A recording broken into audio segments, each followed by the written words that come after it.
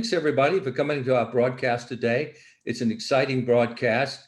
Our speaker, David Tann, is an award-winning founder and creative director at the Tantrum agency located in Atlanta, Georgia. He has spent his entire career working with global brands.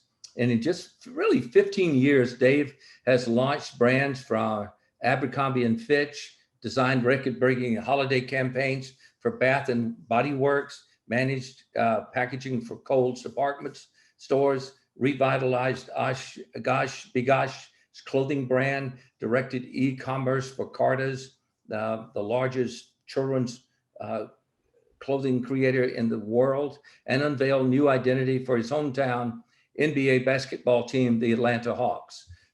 He's always shown a knack for recognizing trends and translating them into effective campaigns and products. More importantly, he has a firm understanding of subtleties and the nuances that make great brands resonate with people. And so David is, prior to Tandem, he served as the Vice President and Creative Director for the Atlanta Hawks and Phillips Arena in Atlanta. He was responsible for establishing a really consistent brand voice for the Hawks and across all media. And his creative team played a really integral part in rolling out the NBA's team bold visual identity. And he delivered a vibrant brand aesthetic that represented the mantra of the Atlanta Hawks, true to Atlanta. And so, but there's one more thing I want to add to this introduction of David. David is also an alumnus of the school, and we're very proud of him, what he's achieved over time. And he's been an alum that constantly brings important messages back to all of you. And to that, I'm indebted to him, and really say thank you, David, over all these years of doing that. So in David's first job, and I'm not going to go into this in depth, but I want to share something with you. And I'm not going to tell you a lot of the story behind it, but I am going to share it with you. And everybody gets to see my messy desktop and for a second. But not everything you create will be a masterpiece, but you get out there and you try. And sometimes it really happens. The other times you're just stretching your soul. Maya Angelou. So that is a gift that David gave me years ago. And when he gave it to me, he thought that is what a portfolio education out of M.AD looks like when you build those books. And I have to agree with him. If you're ever in my office at school, you'll see it hanging on the wall. That's just a copy of it. And so, David, with that said, I think it's a good place to share to you now. Awesome. Thank you for the introduction, Hank, Stephanie. Thank you all for tuning in today. I'll just sort of talk about the journey, a little bit about my background, and then, we'll just sort of open it up to questions. I definitely want to give you all the ability to ask questions, and I want to make sure that whatever we're talking about today is relevant to where you are in your career and what your interests are. I will say, if you had told me way back when I was in your shoes that I'd be able to accomplish those things over the course of a career, coming out of school, there's no way that I would have believed it, and I probably would have laughed at you and definitely had not taken it seriously. But I think there's something to being in the environment that you're in and around such great creatives and the energy, and realize that sometimes people like Hank, like Stephanie, are seeing things in you that you may not be able to see in yourself.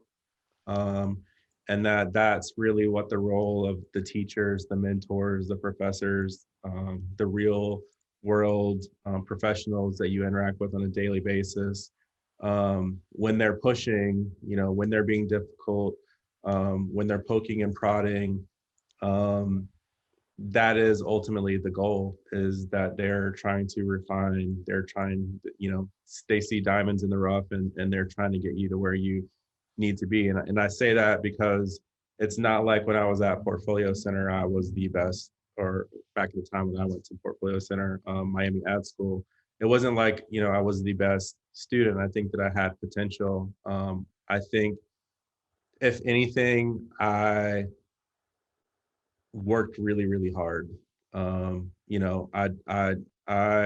did not enroll in school with any art background whatsoever. So still to this day, I tell people I don't really consider that I have any true artistic talent. I draw and sketch and stick figures, circles, lines, triangles, squares. Literally, that's about it.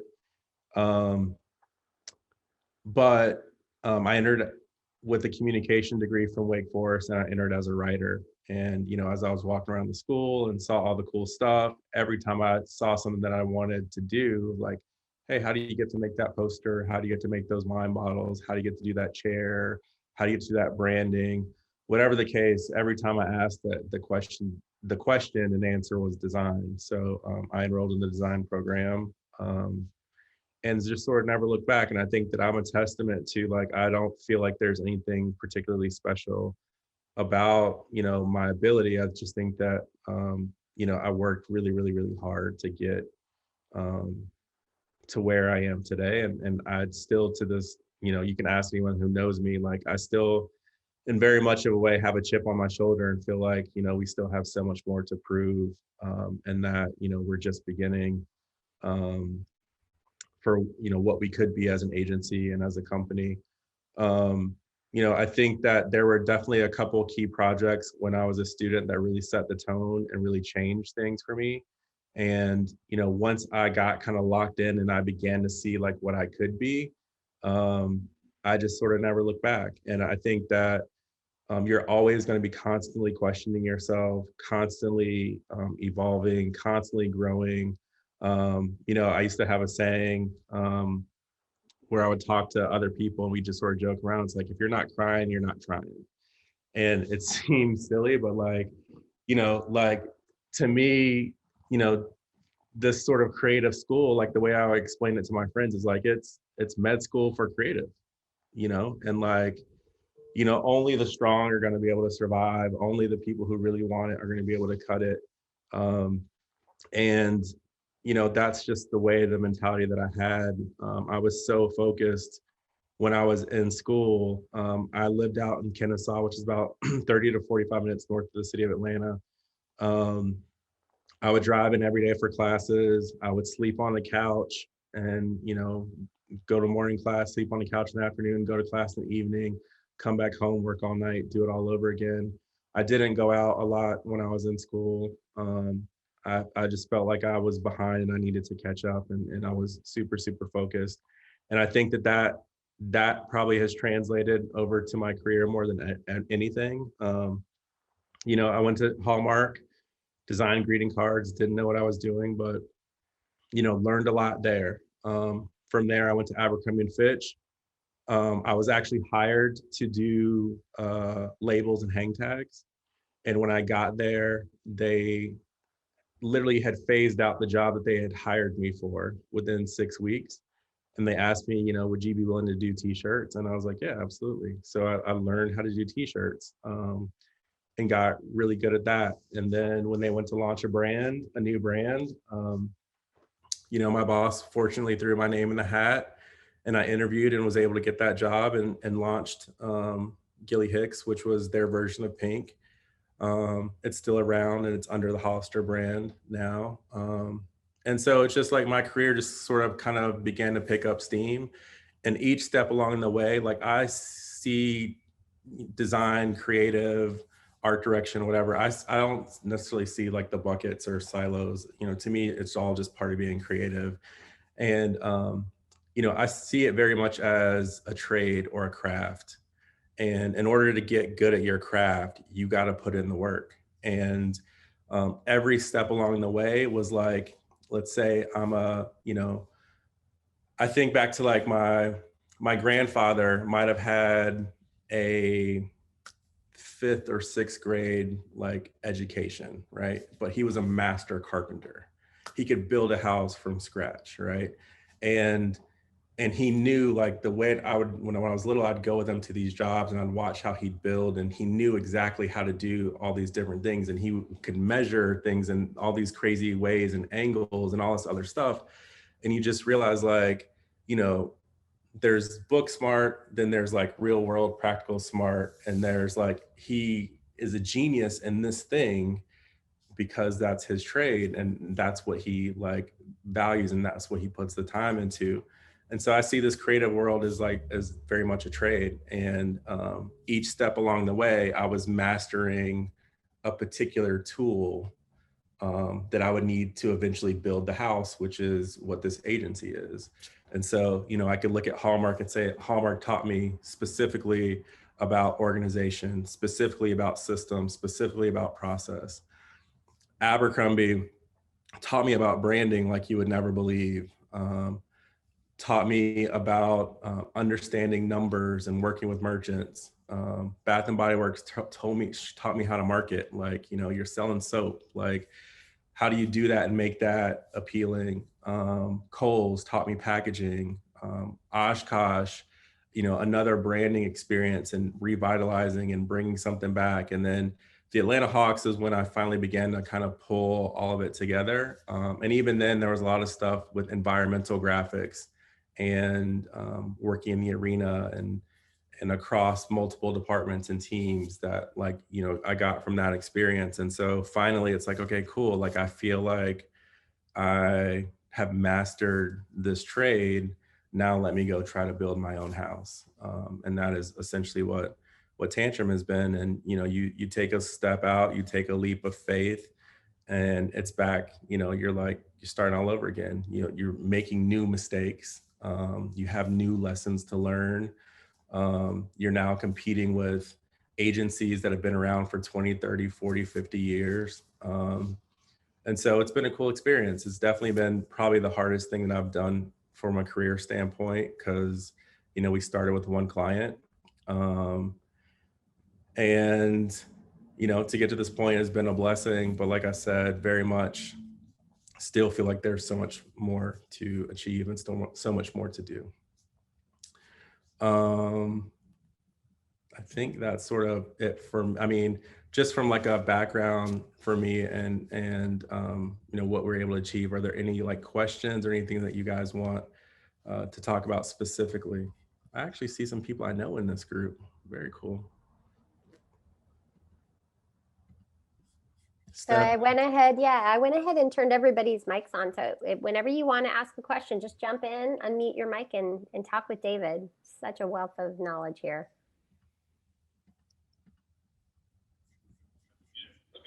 Hey, David, thank you for taking the time to meet with us. I had a quick question.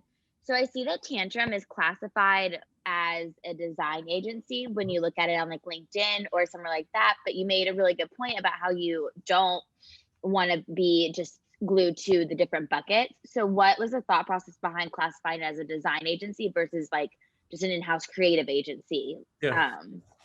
Like, what was that thought process like? Yeah, so the classifying itself as a design agency is more, not necessarily for me, it's really more for people externally. So regardless of how I view what we do or what our approach is, people still need to know when they're looking for you, you know, what technically bucket you fall into, because they're looking for a service, right? And so that's the closest thing to what, you know, makes sense for people who are looking, they're generally looking for some sort of creative need. When we actually begin to talk, when we begin to submit proposals, do the RFP process, et cetera, like that, that's when you begin to sort of differentiate yourself and begin to sort of separate, okay, this is what we actually do well, and this is what we don't do, et cetera. And I'll give you a perfect example. Like, there are people who will approach me and ask me for a logo, or anytime I'm out and people ask me, like, what do you do? I'm always reluctant to tell them, because the minute you tell someone you're a designer, they're like, oh man, I need you. My uncle has this business and we need a logo for this, this, and that, and that. And you're like, yeah, well, that's not really what I do. And, you know, I've had people actually really get mad at me because, you know, I'll say, well, I don't really do logos. And they're like, well, what do you mean? Like, I'm looking at your website, there's logos on your website. And you're like, yeah, that's part of the service that we offer, but that isn't the service that we offer. So if you just want a logo, there's 50 million places where you can go where someone's going to knock out a logo for you. But for us, you know, we're about the creative process, and we want to understand who you are and what your business is. And so there's a journey. And if you're not willing to go on that journey, then we're not the right people for you. And so that's a hard, it takes a while to get to that place where you are comfortable and you know who you are as a creative, where you can say, yeah, I do this, but I don't do this. I love that. You know, and it's a little bit different. Like it's very interesting even too psychologically, because there'll be times where we're pitching stuff and like, you know, we know, okay, we got a good shot at this, but if we act like we don't want it, they want you even more, you know. And it's just like, it's like dating in a weird way, you know. But if you know who you are and you're like, hey, like realistically, if this is what you want to do, we're not the right people for you, but like best of luck here, you know. Then they're like, well, wait a minute, no one ever told me that, blah blah blah, you know. So it gets pretty interesting, but I think it's really, for us, just knowing who we are, what we have to offer, what our strengths are, and being secure with that. Awesome. Thank you. That answered my question.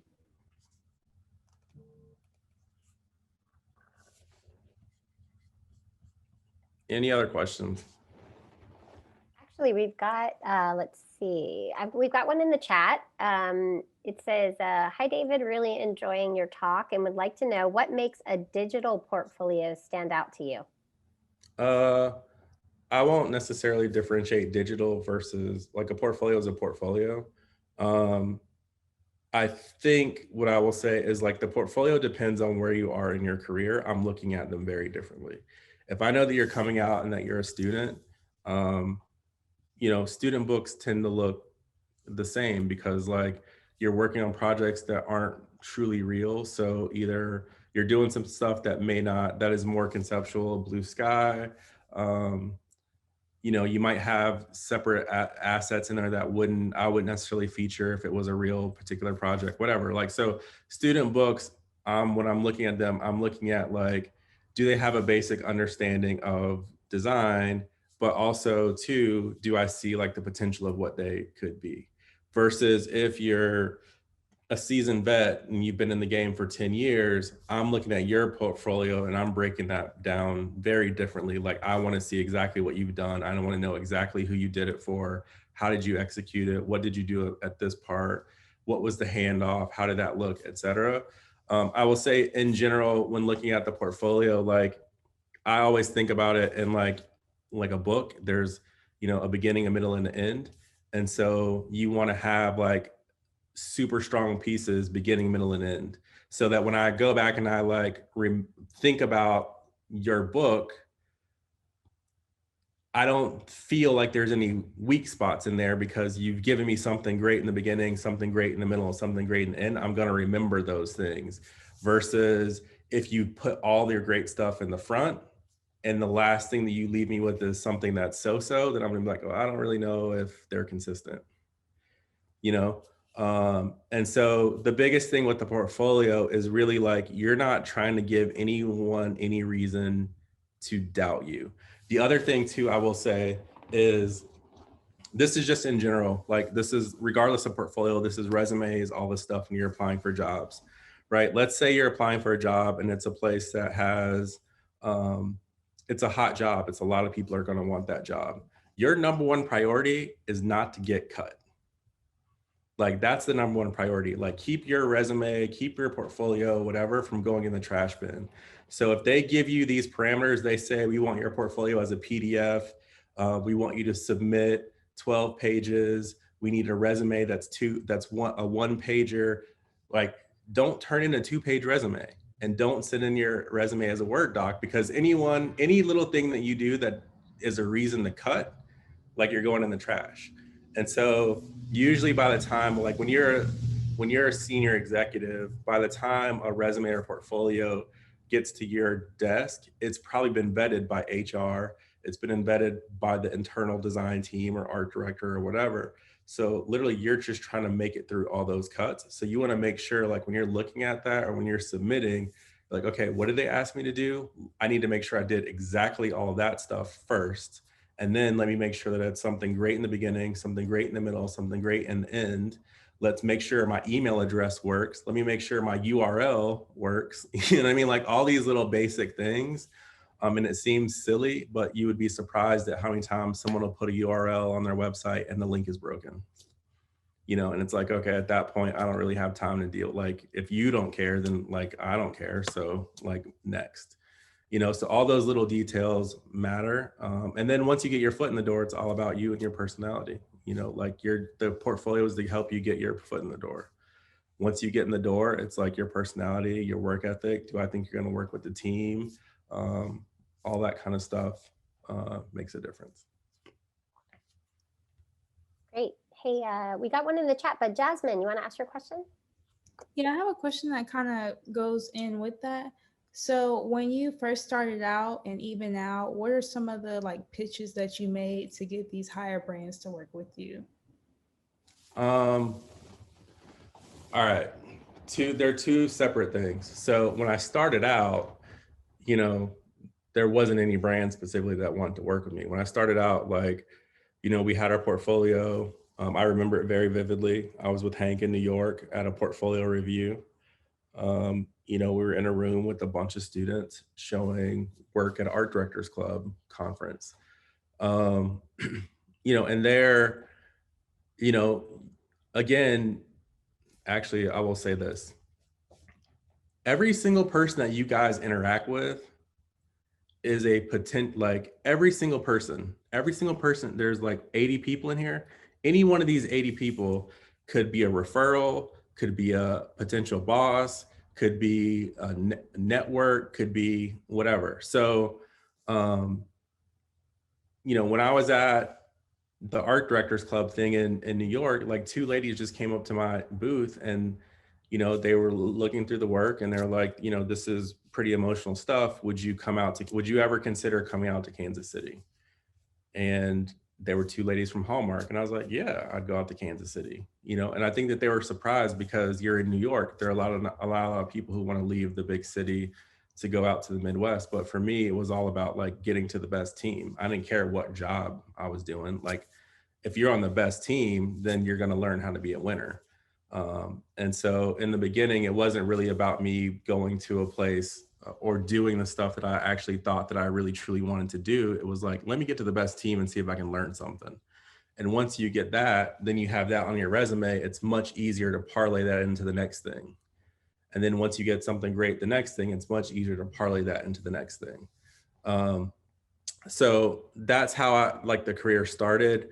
As far as the brands that we work with now, the thing that I'm actually most proud of from the agency, and this is actually crazy when I think about it in hindsight, I think over the course of 3 years, there has been only one job, that came across that wasn't a referral from somebody else. And that one was through me doing this same thing a year ago for MODA.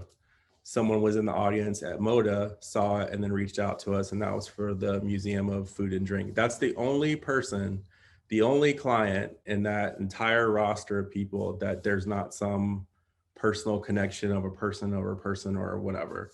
And so those relationships make a difference, and all that stuff matters. And you would be surprised who's watching you. When I got the job at Abercrombie, a guy by the name of Greg Crawford, who was a couple quarters behind me. I didn't never actually know him personally, but he knew my work because when you're in school, you're always watching the kids that are ahead of you. And Abercrombie had a position open, and like, shout out to Greg. Like, Greg was like, hey, you need to hire this guy. And that's how it works. You know, there have been countless instances where a job comes up and someone calls me and is like, hey, do you know this person? You know, what do you think about yay or nay? So that's honestly how we build the roster, is just all personal relationships. And you have to obviously deliver when you do that. Thank you.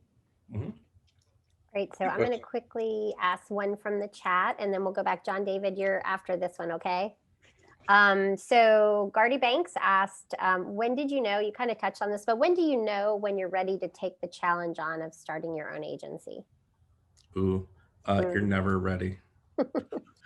To me, like, well, I'll say this, like, I mean, Hank knows, honestly. When I was in school, I very much wanted to go to an agency and be mentored and all that stuff. And I ended up going to like the largest creative department in the world at Hallmark, you know? And so at the time they were massive.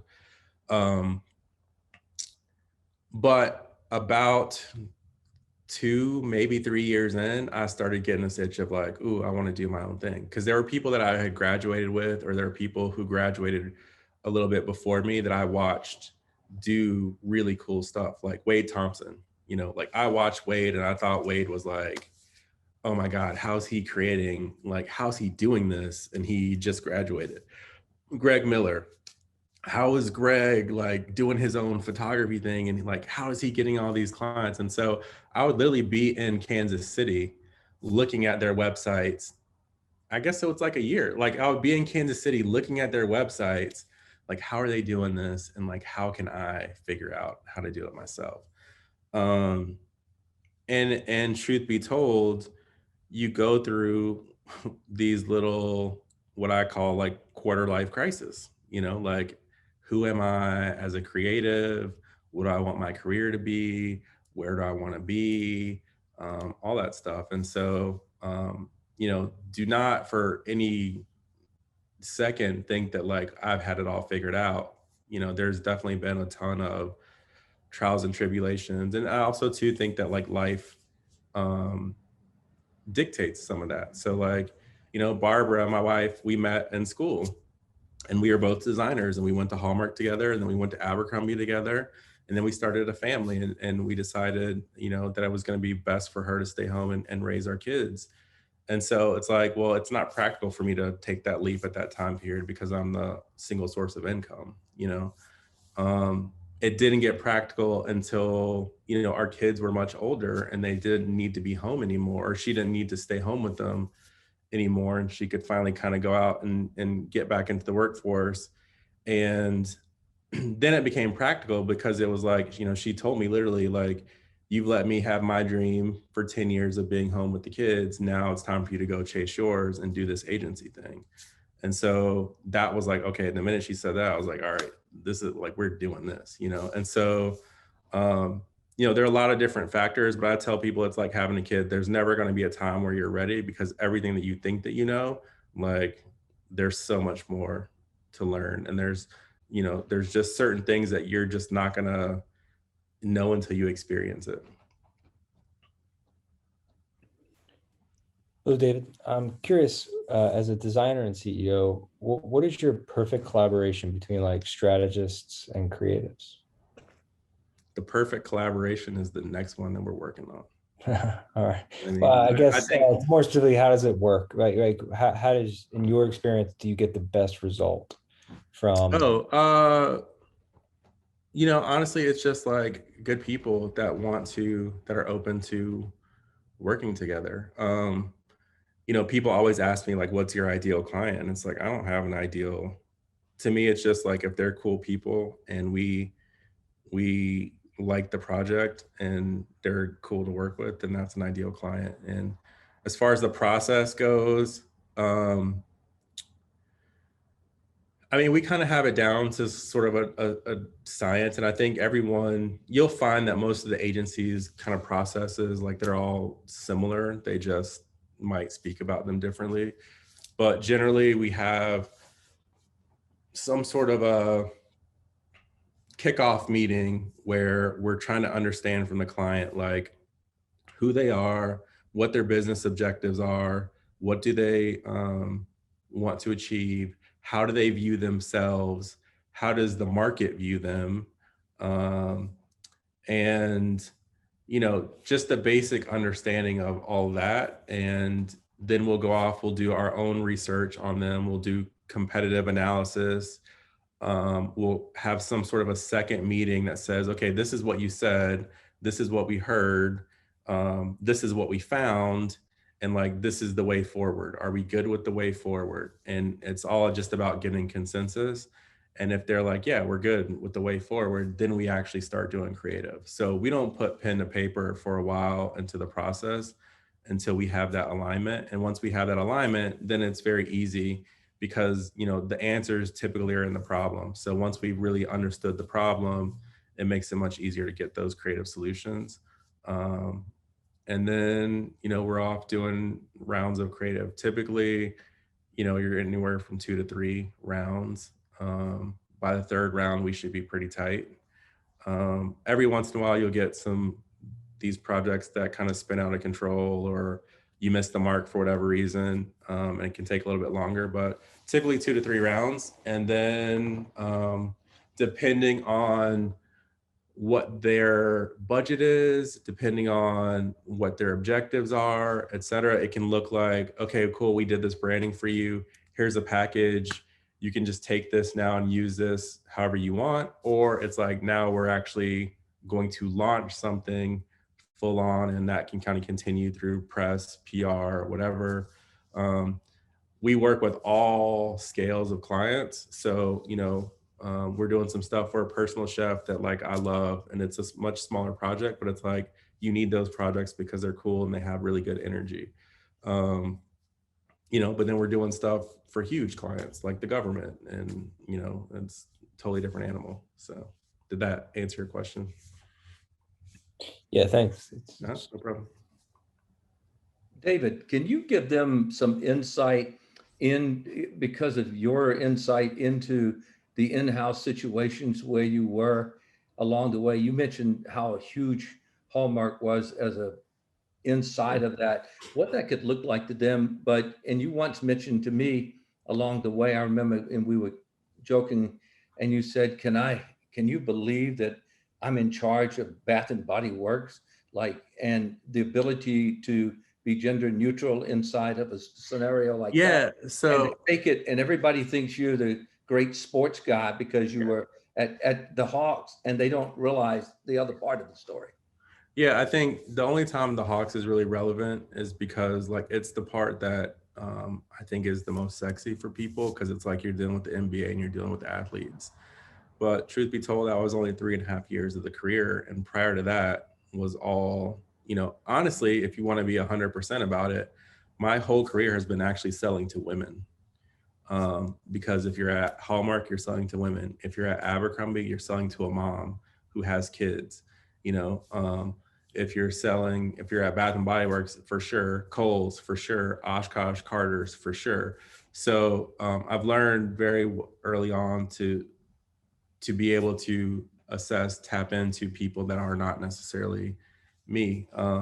I think the in-house world, particularly at these companies, is like a whole other world that I know, particularly when I got started, no one was ever really talking about. And like, you can make a very lucrative career being in-house with someone. Typically in school, you really hear a lot more about the agencies, because the agencies they have all these different types of clients, and that's the lifestyle that most people sort of view themselves as living. But whereas the agency may work on multiple things, the in-house person gets to go super deep in one particular thing. And it's a totally different animal, but you could make I know people who literally all they do is apparel graphics, and they've done them for 20 years and they get paid very well. And they have amazing careers and work for really, really cool brands. So that is definitely like an untapped world. Or no, I would say not untapped, but a part of a person's career that doesn't get talked about a lot. Can you also share, your presentation skills are unbelievable, and one of your secrets is building decks. Can you talk about that a little bit? Because for sure, all of these guys need to know what you know. Yeah, so here's the deal. So I spent all this time going to design school, creating this amazing book, doing all this really, really cool stuff throughout the course of my career. And then I started an agency, and all I do is literally work in PowerPoint and Keynote. And And it is crazy, but like you can make a lot of really good money. I was actually talking to another creative and he was telling me he does something very similar. And he's just like, you know, there have been a couple of really big brands that literally are just like, we just need you to we're going to put you on a retainer just so you can do our presentations for the next 6 months. It's something that nobody talks about, but if you get good at it, like you can definitely carve out a niche for yourself in that world. And more than anything, when you're doing creative that you see in the marketplace, you don't really realize it, but like that creative is on the tail end of the process, right? So usually when you're a creative, whether you're in an agency or whatever, someone is handing you a brief, right? When they're handing you a brief, that means that there was actually a meeting 2 weeks, 2 months, 6 months, a year ago, whatever, where there were some executives actually mapping out, this is the strategy of what we actually want them to do. So all the cool, sexy, creative stuff that you see is on the tail end of that. When you start doing these decks, you actually now become part of the front end. So you actually get to be in those meetings and hear that strategy and hear what they're trying to do. And now your job is to help them sell that idea either to an investor, a potential C-suite executive who they might want to get on board, a celebrity who they're trying to get in for a partnership, et cetera. So you become part of that strategy in the beginning. And that's always where I wanted to be. Like, it's like, oh, cool. Now I'm actually like in the boardroom at the table hearing kind of that strategy part. And now let me create something that helps bring that to life in a way that's going to get other people excited. So there can be like, you know, there can be like big money attached to that, but there's also high pressure in being able to make sure that you're delivering on that because they're using those things to actually raise millions of dollars. Beautiful, beautiful. Let's take another one from the chat, David. What do you do to get out of a creative funk? I don't really feel like well, it's been so long since I felt like I was in a funk. To me, it's just like it's a process, and sometimes it's there, sometimes it isn't, and it's like it'll come eventually, like it always does. And I think that's probably you know, being in the game and doing this for so long, it's gonna come. It's just like it may not come specifically when you want it to or where you want it to, but I think when you become professional at it, when this becomes like your career versus like a job versus just something that you do, you learn that there are all these different things and ways to sort of build and reference. So like, you know, Pinterest is your guy's best friend because literally the world just comes to you. And I hate to be like that old guy back in my day, but legit, and Stephanie and Hank are gonna laugh, like I would have to go to like Emory, I would go to Barnes and Noble, I would have to go to all these places, rent books, buy magazines, come home, scan them, return them, like all just to get images, just to find stuff that you could reference, stuff that you could be inspired by, et cetera. So this idea that literally the world can come to you, it's crazy. And I swear I feel super old, but like, do not take that for granted because part of that, you know, it's very easy to begin to pull mood boards. So for all the stuff that we do, if I do find that I'm in a funk, like the first thing I do is like, well, let me just go make some cool mood boards and just pull some inspiration. The other thing that I do is like conscientiously not work on that project. So, you know, my wife will tell you, like, even when I'm not working, I'm working sometimes because like, you know, this happened a couple weekends ago. I was literally designing something in my head, you know, for 2 days.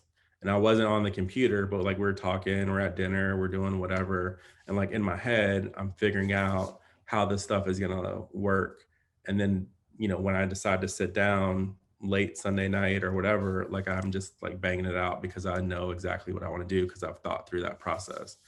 You know, for people that are younger in their career, you may not be able to do that. And I think that essentially what you're doing is everything's been done before in some way, form, or fashion. Like people are putting their own individual twists on stuff, but you can always find a reference point for some sort of creative.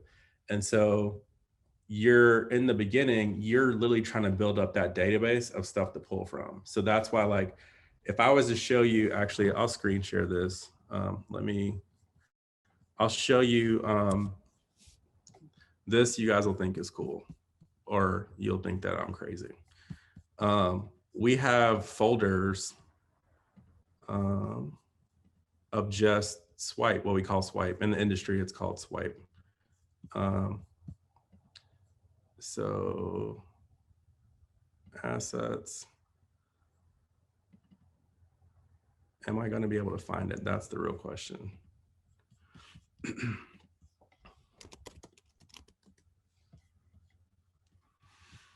All right, so you see all these folders that are called swipe, swipe, swipe, swipe. Here we go. So literally, I don't know how much of this you guys can see. You know, this is just folders on folders on folders of inspiration. So when I find myself in a bind and I'm like, oh, I need to find something that is using this neon thing, I've already got tons and tons and tons of reference points of imagery just in my database that I can reference that's just using a color. This is literally, this folder is just neon yellow, green stuff. You know, and it's like, oh, this folder is literally all just black and gold stuff. So depending on what the client is or what the project is, like if, let's say we had a packaging project come through, you know, I already have a folder of stuff that's just packaging. And so we can start referencing, like I could look at this and be like, oh, cool. Like I can reference things for different things. Like this might be, I love the pattern work, or this might be, I love the die cut that reveals the product. I mean, there could be any number of things, but like I've already got a database that I'm already pulling from to begin to get ideas. And I think that that's the part in the beginning. So much, there's one thing between like directly copying someone's idea. There's a different thing of like being influenced and being able to take in and absorb what's happening in the world around you. And so this for me is very much a way to sort of absorb the world around me and create, you know, and so literally this is all just swipe. This is just inspiration. We do a lot of packaging. So this is just literally all cosmetics broken down by brand. You know, we were doing some stuff in the CBD cannabis space. So here it is by category. Here it is by brand. All of this is just literally swipe and inspiration. So that's one way that we easily sort of break out of that stuff. And then another thing that we will do, this is kind of getting to Hank's point, is it's one thing to have a folder full of all that stuff, but all that stuff is not an idea. So now you've got this full database of thousands of images. How do you now pick the 6 that are going to convey an idea? And so these are all mood boards that we keep on the server. And we'll make a mood board for every, like anytime we have a client or a project, we'll make a mood board for it. So like, okay, cool. This is a futuristic vibe. You know, I mean, we have so many of these, it's insane. You know, this is a mood board just of patterns. So these are easy ways to begin to sort of break out and get out of the funk, is like surrounding yourself with stuff that you could be inspired by and creating these mood boards and these visuals that help you hone into a direction, if that makes sense. My computer froze. Yeah, so like this is just pattern stuff for packaging. I mean, we have so many of these things. You could throw something out, you know, whatever, and I'm pretty sure I've got a mood board that addresses or, you know, attacks that in some way, shape, or form. And basically an easy way to do this is like every time we have a client project, we'll probably present like 10 or 12 different mood boards. And then once we've done those, we just save them. And so now we can reference those for other projects. And then we just, over time, just begin to build a database of stuff that you can pull from. So I was going to say, David, one other question was while you had your computer up, can we see your personal portfolio that you created in school? I don't think I actually have my portfolio from school. Let me see. Let me see if I can dig for that. I don't know if I even still have that, to be honest. David, I can share two things from it. I saw that question. I think it's a great question. Let me share my screen and you talk about it. Here are two projects I found of yours, Yep. and you can talk about them. They both have great stories. Yeah. So the one on the left is my chair project from actually Hank's class, which, again, not to sound old, but back in my day, that was a 5:30 class or 6 or whatever time we were doing it in the morning.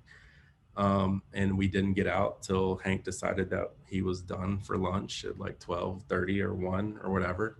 But no, that was one of my favorite classes, and that chair was about the atomic age, and I can't remember what the other movement was because it was like 2, but this was the story of a young girl, and oh, there's a really cool story behind this. All right, so it's called Sadako's chair, and there's a young girl named Sadako Sasaki, I believe.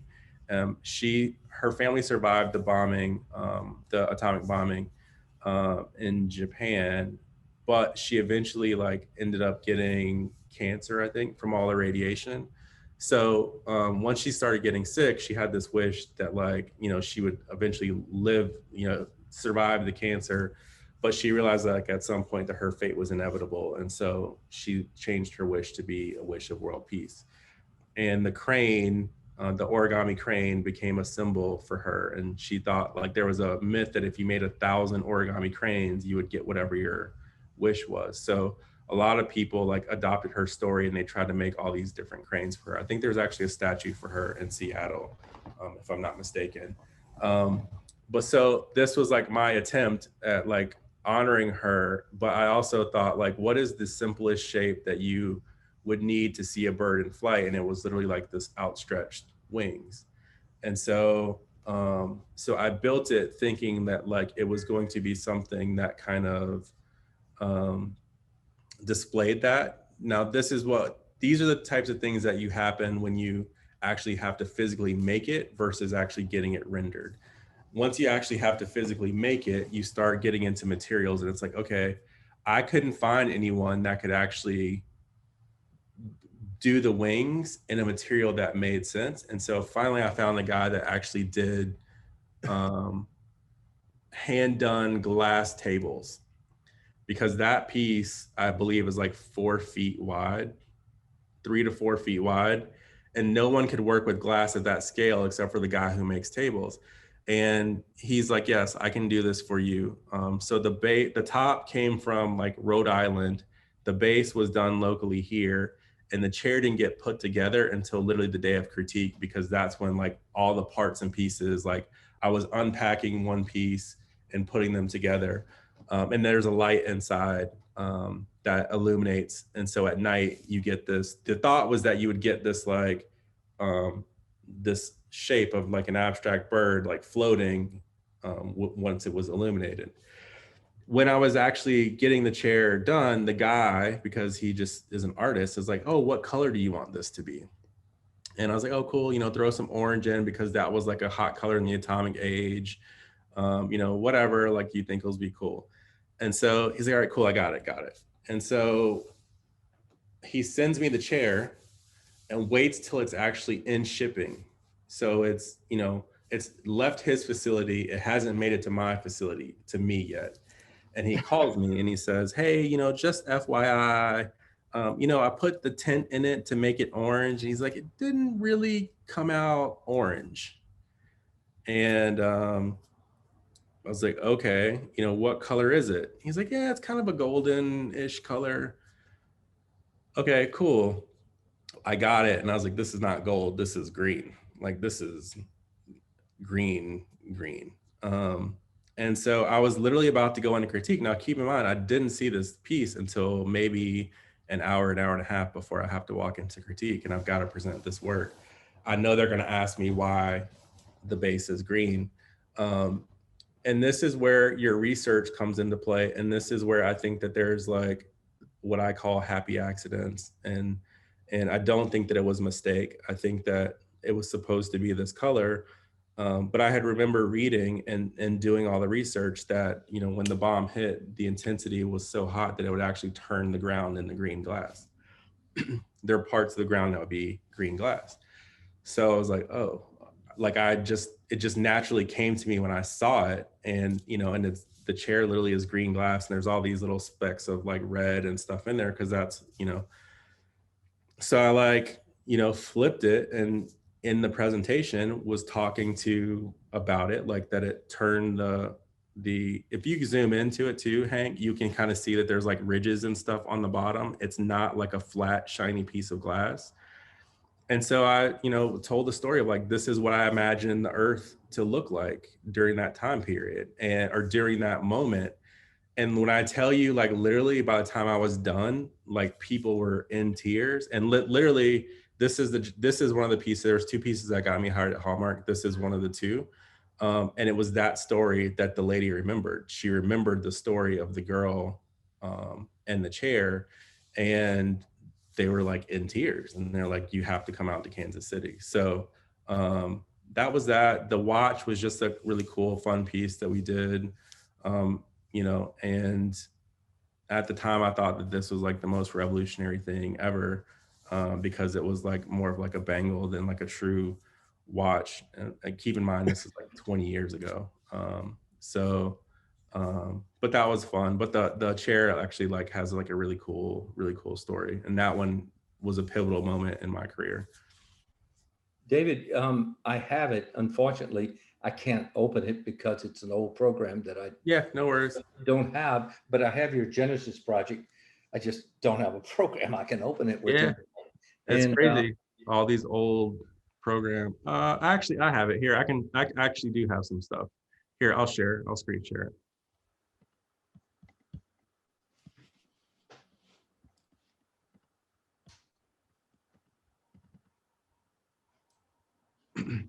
So this actually, you know, kind of represented a temple to me, which was part of just the Asian culture. This was metal because that was part of like this industrial thing that the atomic age kind of came out of. And then you can see like all the imperfections, like it's really kind of eerie how it has this like crazy pattern underneath it. But when I began to sort of tell the story of like, okay, this is what I imagined the ground to look like, then it was like, oh my God, it's real. And it felt like, you know, it felt like I had thought of every single detail, but in actuality, it was like a happy accident. But if you know your stuff, you're able to make those connections that probably most people wouldn't be able to make. This was another piece, a book cover. This was the other piece that got me hired at Hallmark. There's a cool story behind this. I don't know if we have time for it, but basically, long story short, this is Tanya's book of poetry. She used to teach my M.AD school. This is her daughter, who at the time was 3. I had this vision of shooting her, an image of her out in the field at Kennesaw Mountain, which is out kind of near where I lived. And, you know, I kind of pitched the idea to Hank, and Hank was like, a little girl with a balloon. Like, I don't understand how that gets to her poetry. He's like, you know, when I think of, you know, 3-year-olds with balloons, I think of birthday parties. And so I was like, no, I really have a vision for it. And, you know, so we did it. This is how long ago this was.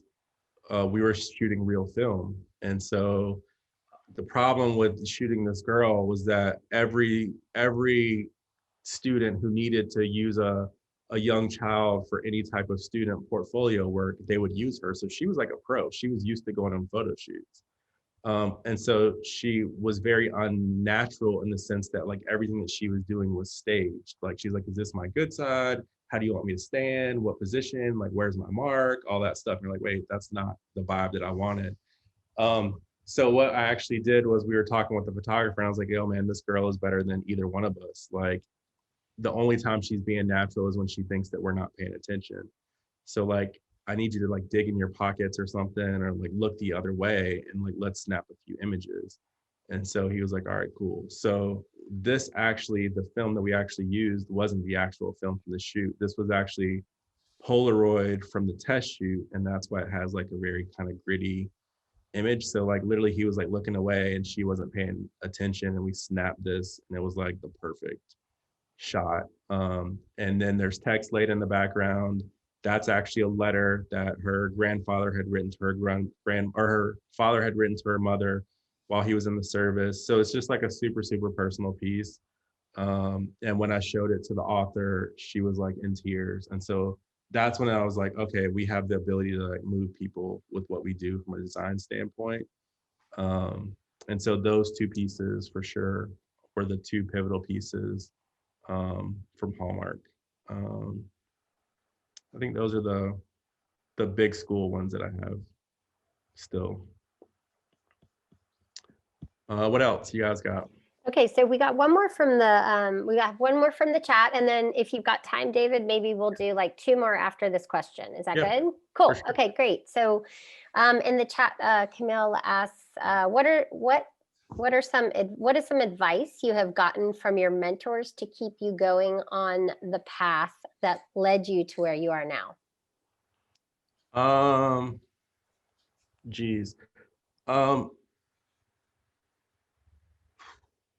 I think that has been constantly changing and constantly evolving. I think throughout the course of the career, there have been certain people who would be pivotal and who I think served in mentorship capacities, even if at the time I didn't see them as that. And so the latest people that I've actually been really the most inspired by has been Ryan Wilson and TK Peterson from The Gathering Spot. For those who aren't in Atlanta, you know, they're two young Black guys who came and started a private club in Atlanta about 5 years ago. And now they're in 3 locations, looking at 5 different locations: Atlanta, DC, LA, looking at Charlotte, Detroit, Houston, a couple other places. And truth be told, like they're probably 10 years younger than me. And so I think that that's part of, you know, you can find your inspiration, you can find your mentorship in lots of different places. You just have to open your eyes and be willing to sort of take in that information and take in those lessons. And so, you know, there would be times like I would be working, we designed their yearbook. And there would be times where we'd be working on the yearbook and I'm sitting in my office like, how am I going to get through this next week? And, you know, Ryan would tell me this amazing story of how difficult it was for them. And, you know, if just keep pressing forward, blah, blah, blah, blah, blah. So like this whole time that they're making the yearbook, you know, I'm not saying it to them, but they are like, I felt like they were literally speaking to me as far as what it was like to be a young entrepreneur and how hard it was. And like the most difficult thing is actually just staying in the game, you know?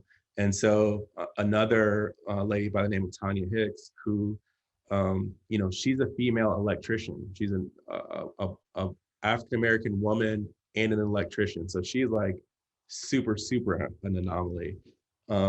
And she would tell me like, everybody wants to get up to the plate and hit home runs, but sometimes it's really about like literally like singles and walks. Like just stay in the game, because like if you stay in the game long enough, good things will happen. And you know, you can't swing for the fences all the time. And so it really is about longevity. And so the hardest part is just like getting to that second, third, fourth, fifth year, and then like, you know, hopefully the floodgates open. So, you know, we're a little over 3 years old. This is, you know, we're going into our 4th year, and this is like we're beginning to feel like, okay, we're beginning to reap some of the benefits of the work. But like for those first 2 or 3 years, it was just like, I don't even know. Like there are definitely plenty of times where I was in the old studio and I was like, I don't even know how we're going to do this. Like I can't even, you know, and actually too, I'm going to tell another story. Like Stacy's going to kill me. So we just promoted Stacy Smith to creative director. I've never told this story publicly. So if she's watching, she's going to get super embarrassed. But But Stacy used to work with me at Kohl's. And so again, to relationships, you know, I was only at Kohl's for 10 months, but Stacy was on my team and she was a super hard worker. And we just kept in contact over the years. And when I went out on my own, you know, she was still at Kohl's doing the same old thing. I was like, hey, why don't you just come work with me? And she's like, for real? And I'm like, yeah.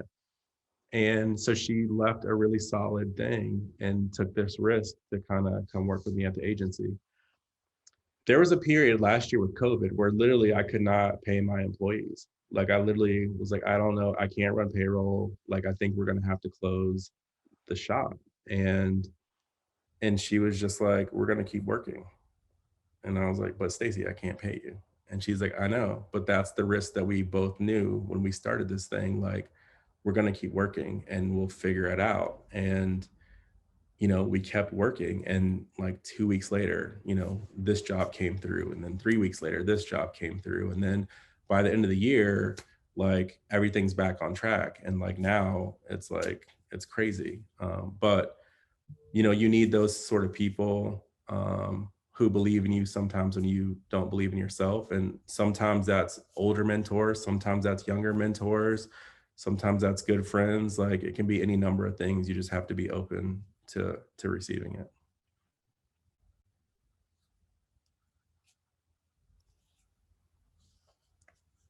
Camille, you got a question? Yes, I do. Thank you, David, so much for being here and dropping gems. My name is Camille. I'm a first time, first year art direction. And I was interested on your thoughts about, I know you worked in retail too, seeing like Black female sneaker retail stores in about 5 to 10 years, because I know that you worked with their strategic African American retail track. And I think that's a dope program for the culture. Super crazy. How do you see females or minorities taking up space in the sneaker retail industry? That's a super easy one. Like honestly, so when we rolled out the program that Camille's referencing is a program that we did with the Athlete's Foot that just launched about 2 weeks ago. It's called START, Strategic African American Retail Track. And so we helped develop a program for the Athlete's Foot to increase the number of Black franchisees. You know, there's one person in their organization right now, Isom Lohman, who I think has 9 or 10 stores. And he's opened, I think, over 30 or something like that, something crazy insane over the course of his career with that organization. But we did a panel conversation the very next day after the launch, and Darius Billings, who is the head of marketing at the Athlete's Foot, he openly said, like, women are like the biggest growth area. So like the whole point is that not only are we trying to increase minority representation, but that includes like women specifically too. So there's a lot of really cool women doing some really cool things in the sneaker game. It's not something that I specifically follow. You know, I did a lot of research for the particular project that we're working on. But I'm not a sneakerhead. You know, I can appreciate it, but you know, honestly, like I wear white Chuck Taylors every day. You know what I mean? This one thing that I learned from Hank, and I used to always like, why does he wear black every single day? You know, and it's like, it's one less decision. I do not have to think about what shoes I'm going to wear. It's whether I'm going to wear this old pair or do I bust out a new pair? And like, you know, there's just like, I literally buy 4 pair of the same shoes. And, you know, so the sneaker world, I can appreciate it. It's just not for me. But as far as to your question goes, like, you know, you specifically you're the demo, you know, like you're specifically like the room for growth. Everyone's trying to get to you. Thank you so much, man. Yeah. All right, I think we have time for maybe 1 or 2 more. So I have time, so I'm not pressed. Okay, good. So I could probably go for like another 20 minutes. If you guys want to hang in, whatever, I'll answer whatever you guys.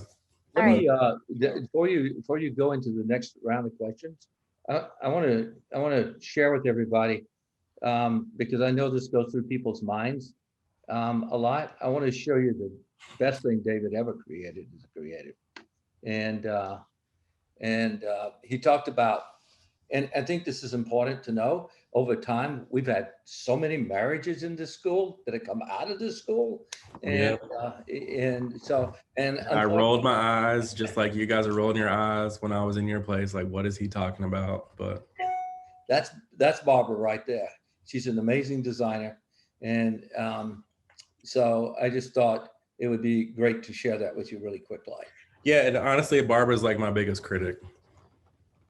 For real. And I mean, you need those people, but like, no joke, I could think something is the coolest thing in the world, and then I show it to her, I'm like, yeah, but this ain't it. You know what I mean? And so, you know, there was literally a couple of times not too long ago where she was like, hey, did you do this? And I was like, you know, why? And she's like, it's horrible. You need to take this down. It's like, okay, all right, cool. You know, she's like, this is not a good look for you. This is not a good look for the brand. You need to fix this ASAP.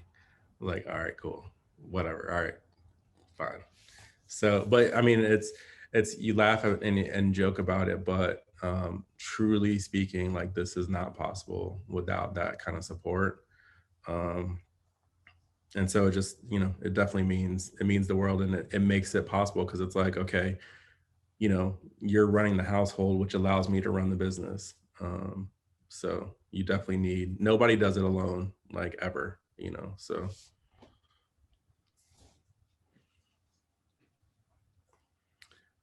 What else you got, Steph?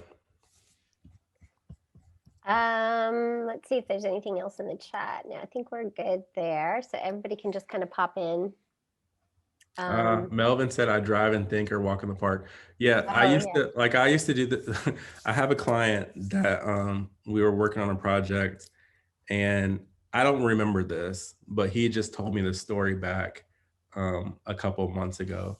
He's like, I knew that you were serious. He's like, I knew we got the right guy because we just went through this kickoff meeting. We had been talking for hours about what we wanted to do. And you said to me, all right, I'm going to go home and like work in the garden for a little bit and marinate on this. And then I'll get back to you in a week. And he was like, he's just like, that was so foreign to him that, you know, like that would be part of the process creatively. But you know, that was the thing that I was into for a little while, where it was just like, all right, cool, let me go plant some flowers and like not think about specifically about the thing that I'm working on, because that's where the cool, true inspiration comes from. David, I would love if you say one more thing, because I think you represent, we talk about all the time, we talk about the network that the school has, and I think you're representative of that network to the hilt, and just how people get opportunities. I can think of, at least off the top of my head, people who have gotten opportunities because you saw them in some capacity. Yeah. Sarah Busby, Alice Chowsa-Wong, Devin Carter, MC Coppage, and the list goes on.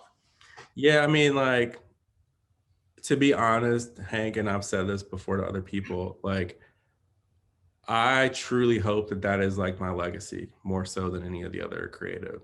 Like, you know, there have been people that I've worked with over the years that like I'm super, super proud of. And this is what I'm telling you is like, you know, as students, realistically, anybody that you're interacting with potentially could be hiring you. So there are times where there are students who I sat in on their portfolio review, never had them in class. And I was like, you're amazing. And, you know, when a job opportunity presents itself, put their name in the hat. There have been other people where I've seen some stuff and I was like, oh, I need you in my class. There have been other people. I mean, there have been people who literally have cursed my name, and like literally to Hank's explicitly cursed my name because, you know, I might have told them something that they didn't want to hear, or gave them, you know, approach that wasn't what they wanted or didn't expect, or whatever the case. But then, you know, a year, 2 years later, we literally laugh about it. And, you know, at the end of the day, like, if I, you know, what I'm able to create, like if I created nothing else, I feel like I've had a very successful career. I mean, nothing else. I mean, and we're even like talking from an agency standpoint. If we don't get another client this year, the stuff that we have on deck, And like, there's some stuff that is coming down the pipeline that like is bananas specifically. So like, go follow us, all 60, 80, whatever of you. Some stuff's about to happen in the next 2 weeks that is like crazy. So if we did nothing else, it's like, yeah, we had a really crazy year, and that's like, it's May. So, but the part that I'm actually the most stoked about are like, to your point, the Devin Carters, the MC Coppages, Alice, like there's probably, if I really counted up 20 to 30 of them that I could look to specifically and be like, in some way, shape, or fashion, help them. Like there's a couple in the chat, you know, like I was literally just talking to Melvin the other day, you know, Gardy, who asked the question. I've never had him in class, but like, you know, for the 2 years or whatever that he was going through the program, you know, every once in a while he just hit me up like, hey, I got a question. Can we talk? Yeah, let's talk, you know? And so it's really cool to see them go off and spread their wings and, you know, progress and have these big time careers. Brooke Sutherland was like, yo, Brooke, I can't even get on your calendar because you're so big time. Like, you know, have your people call my people, I guess, you know, let's have lunch. Like, so it's just like, it's cool. Like it's super, super cool. And I know that right now it's hard to fathom that you'll be there, but you will be there sooner than you think. And the network is a part of that. That is why you're doing what you're doing. That's why you're paying to go where you're going, and connections and relationships are everything. And, you know, I could rattle off, like, honestly, you know, you name whatever company that you want to, and it's like, we know somebody there or know somebody who knows somebody there. You know, that's just relationships, networking, you know, working with good people, etc.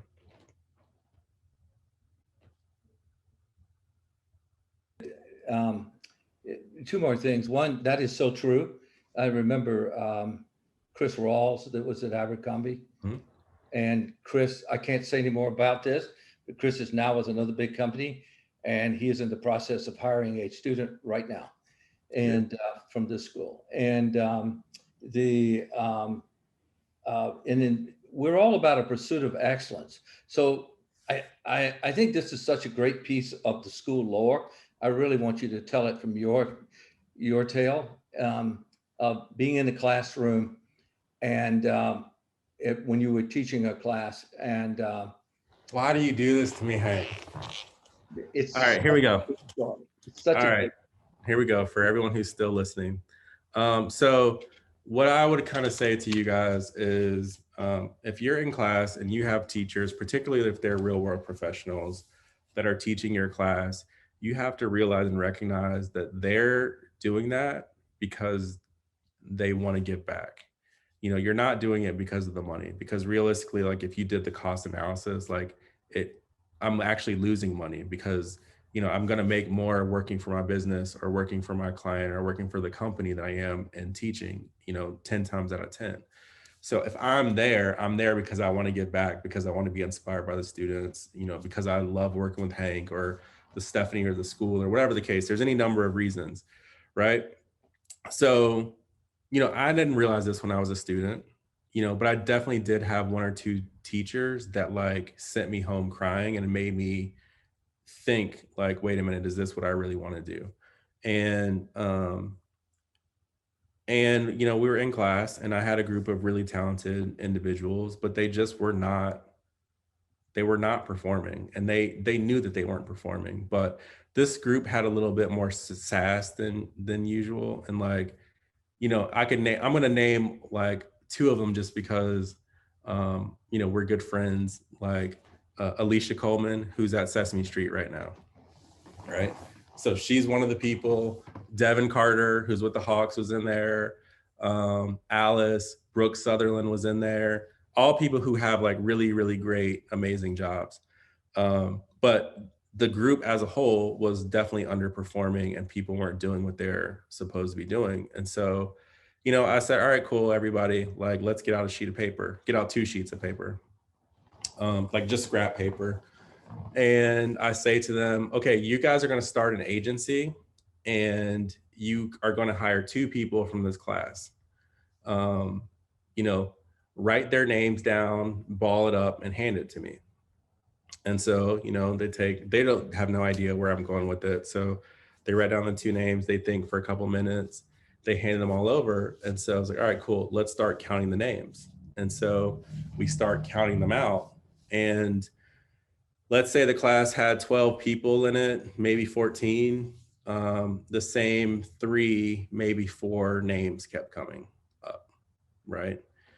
And so by the time that we were done, you know, I said to them, this is amazing for these 4 people, but the other 10 of you, like, what does this say about you? And then the room got super quiet because they hadn't thought about it in that way. And I was like, so now, like, when you leave here, don't go cursing my name and don't go cursing Hank's name, because you're not getting where you're supposed to be, because your peers literally told you that you're not pulling your weight. And then that's when it got like super real, and like people got really, really pissed. And you know, I think it hit home in a way that like no one else had actually broken it down to them before, because it's like, wait a minute, your peers see that you suck right now, right? And they're like openly, whether you say it or whether you realize it or not, they're acknowledging it, and you kind of are acknowledging it too. Like, so you know, it got super heated because one person voted for themselves. Actually, 2 people voted for themselves, but only one person admitted it. And I'll tell you, it was Devin. And he was like, yo, I don't trust y'all people. Like, y'all aren't, you know what I mean? He's like, it's gonna be me and one other person, because like y'all aren't doing it right now. And so they're like, you aren't allowed to vote for yourself. I never gave anybody any specific rules. I just said you're hiring 2 people. And so, man, it got heated. It got back to Hank.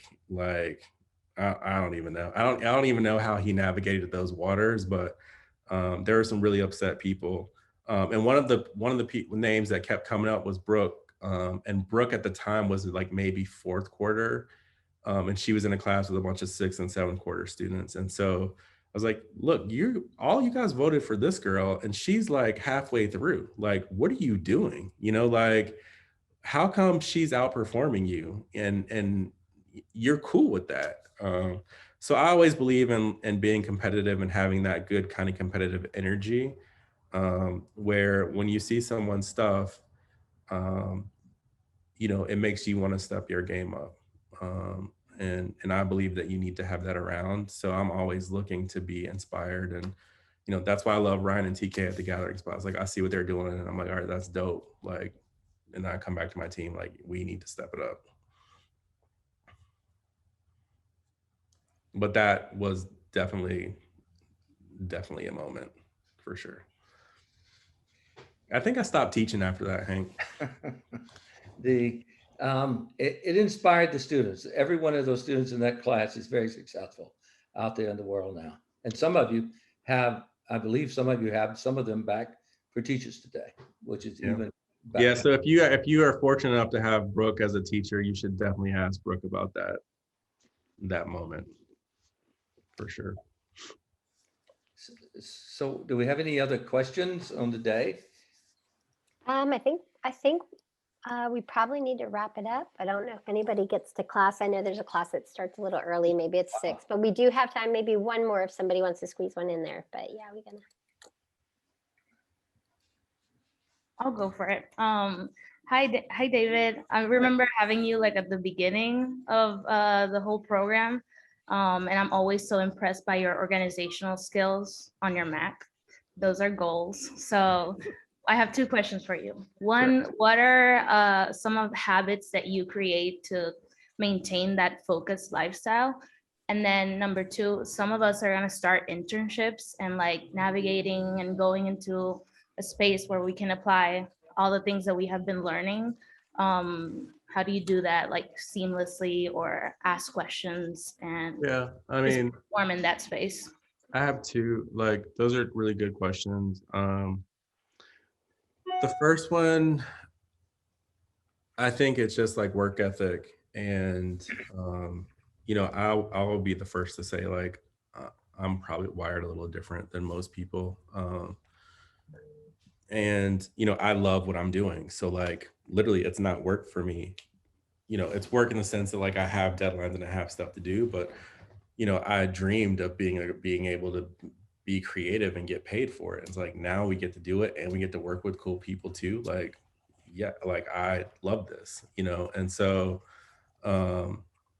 so for me, I always like, you know, I try not to rest on my laurels almost to a fault where like it definitely there are times where people have to be like, yo, can you take a second and think about what you guys are doing and just acknowledge that.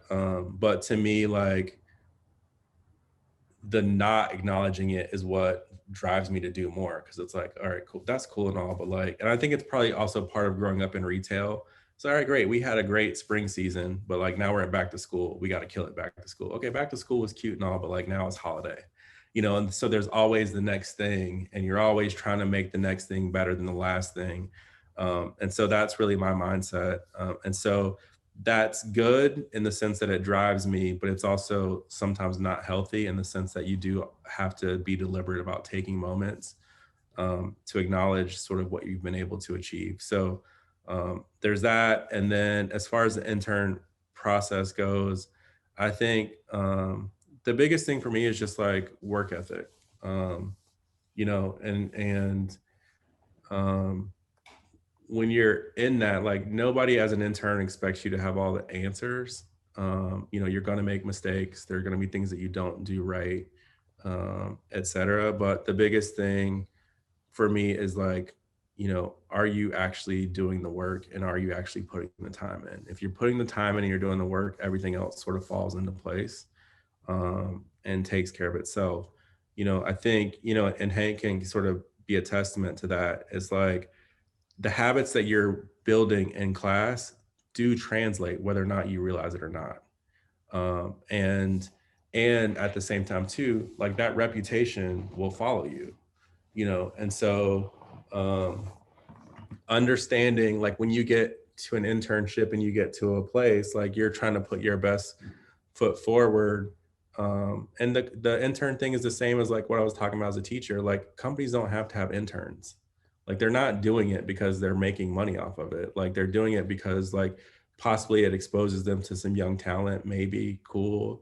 But there's also part of like, you know, a giving back thing to it too. So like when you're interning at a place, like you want to make sure you're putting your best foot forward and trying to deliver. And sometimes that's like, that could be any number of ways. That could be doing the jobs that no one else wants to do. That could be staying late. That could be getting there early. That could be following up on an email. Like there could be any number of things.